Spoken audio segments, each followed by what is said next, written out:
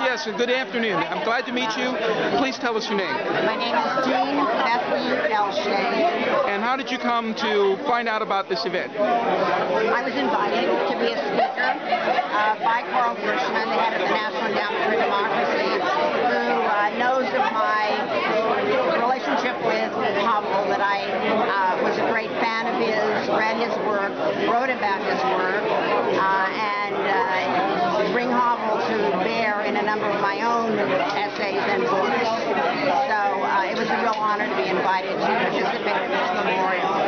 Now, during the presentation, he was compared to great peace activists like Dr. Martin Luther King, Gandhi, etc., etc. So what do you think that that's a fair comparison in terms of his accomplishments? I think it's fair. I think we know less about Havel than we do about some of these other figures.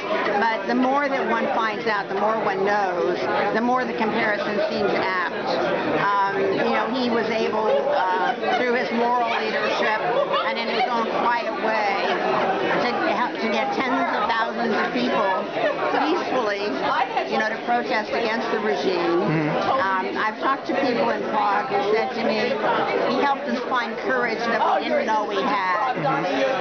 So somehow he was able to reach people and to tap something in them so that they could engage in some activities that at one point they would have found impossible to even conceive of. And they were prepared to go to jail if they had to, prepared to take risks. So it takes an unusual person to do that. And I think in Havel's case, it's particularly puzzling to many of us because he was so quiet, such a quiet person, so diffident. And yet there was something about him, that could inspire people in that way.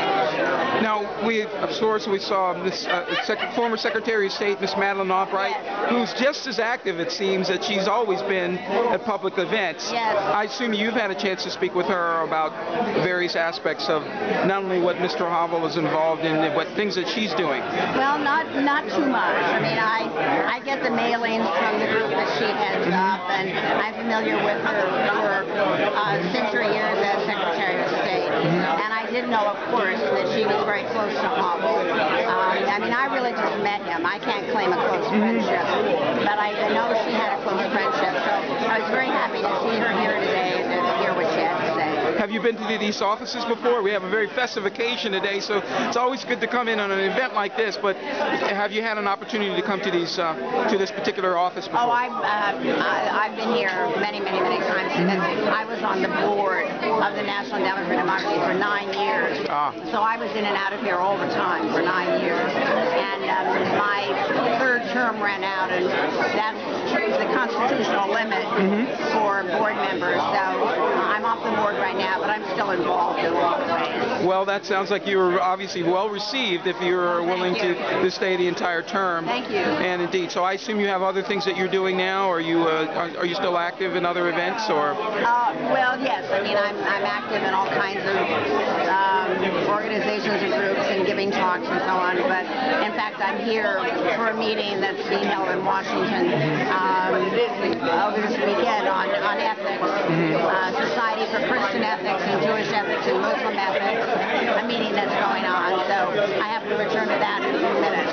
Okay. Well, thank you for speaking with me. Thank you. If people want to keep up with you, or you're online, I assume. Yes, I am. How would they reach you? Well, all lowercase, JBELSHTA